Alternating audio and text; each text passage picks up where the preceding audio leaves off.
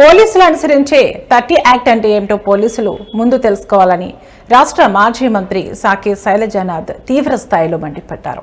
అనంతపురం జిల్లా వైసీపీ కార్యాలయంలో ఆయన సమావేశాన్ని నిర్వహించారు.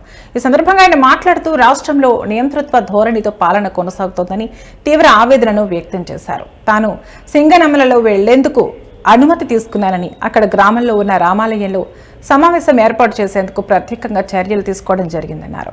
అయితే అక్కడ పోలీసులు సమావేశం నిర్వహించేందుకు అనుమతి నిరాకరించారన్నారు. ఈ అంశానికి సంబంధించి సదరు డీఎస్పీతో ప్రత్యేకంగా నేను మాట్లాడానని, కానీ వారు చెప్పిన మాట 30 యాక్ట్ అమలులో ఉన్న నేపథ్యంలో సమావేశం నిర్వహించేందుకు అనుమతి లేదని చెప్పడం బాధాకరమని తెలిపారు.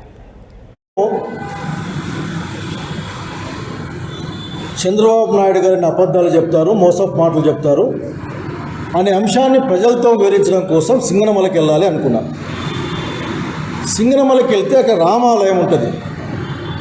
దశాబ్దాలుగా, బహుశా శతాబ్దాలు కూడా చెప్పొచ్చేమో, దశాబ్దాలుగా అక్కడ అన్ని పార్టీల వాళ్ళు రకరకాల ఫంక్షన్లు కానీ, పెద్ద మనుషులు కూర్చొని మాట్లాడుకోవడం కానీ అక్కడ జరుగుతూ ఉండేది. నిన్న మీకు అనుమతి లేదు, మేము నిరాకరించాం అని నాకు చెప్పారు. నేను డిఎస్పీ గారికి కూడా ఫోన్ చేసి అడిగాను. లేదండి, మాకు కాదండి అదే అని చెప్పాను. అసలుకి నేను ఎవరు కూడా, ముఖ్యంగా పోలీస్ డిపార్ట్మెంట్ వాళ్ళు కోపగించుకోవద్దండి, కోపం వచ్చేస్తుంది మీకు.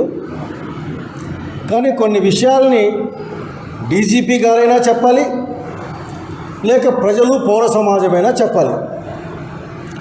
నాకు చెప్పిన మాట పోలీస్ యాక్ట్ 30 అమల్లో ఉంది అక్కడ,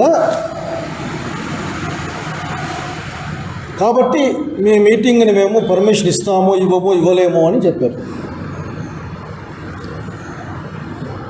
సిస్టంలో ఎట్లా ఉంటుంది, డీజీపీ గారు, మళ్ళా ఐజీ గారు, మళ్ళీ ఎస్పీలు, డిఎస్పీలు, సిఐలు, ఎస్ఐ గారు,